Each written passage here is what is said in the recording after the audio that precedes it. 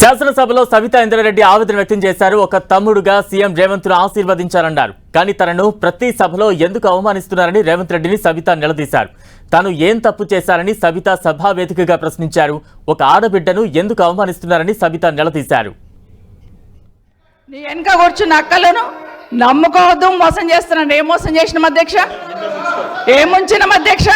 ఈయనను ముంచినాం అధ్యక్ష.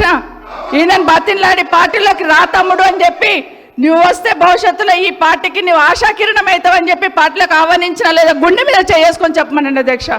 ఎందుకు టార్గెట్ చేస్తున్నావు? ఏం మోసం చేశాం? ఏం మోసం చేశాం? ఇప్పుడు కాదు అధ్యక్ష, ఎలక్షన్లు వచ్చినప్పుడు కూడా నా కాన్ఫిడెన్స్ అట్లే అన్నాడు అధ్యక్ష. సభ దాకా పొద్దున ఒక మాట మాట్లాడుతుంది. ఏం మాట్లాడినాం? పొద్దున ఒక మాట, రాత్రి ఒక మాట. ఎవరిని అవమానిస్తున్నావు ఒక్కసారి ఆలోచించండి. ముఖ్యమంత్రి గారు, ఎందుకు అవమానిస్తున్నావు? ఎందుకు కక్ష? ప్రతిసారి టార్గెట్ చేస్తున్నావు. ఈరోజు ఏం మోసం చేసినాం? మేము ఆడబిడ్డలం విత్డ్రా చేసుకోవాలి అధ్యక్ష.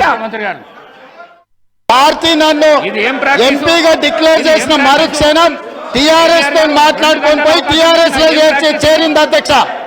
తమ్ముడుగా నన్ను పిలిచి మల్కాజ్గిరి పార్లమెంట్ లో ఎన్నికల్లో పోటీ చేయమని నన్ను ప్రోత్సహించి పార్టీ నన్ను ఎన్నికల్లో అభ్యర్థిగా నిర్ణయించిన తర్వాత కేసీఆర్ మాటలకు అధికారం కోసం కాంగ్రెస్ ను వదిలి టిఆర్ఎస్ పార్టీలో చేరి మంత్రి పదవి పొంది తమ్ముని మోసం చేసింది కాబట్టి ఈ రోజు నమ్మొద్దు అని కేటీఆర్ కి చెప్పిన అధ్యక్ష.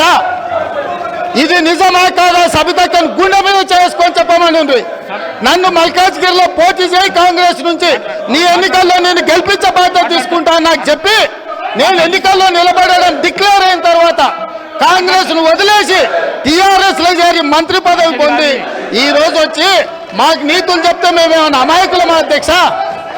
కాబట్టి ఇవన్నీ చర్చలు.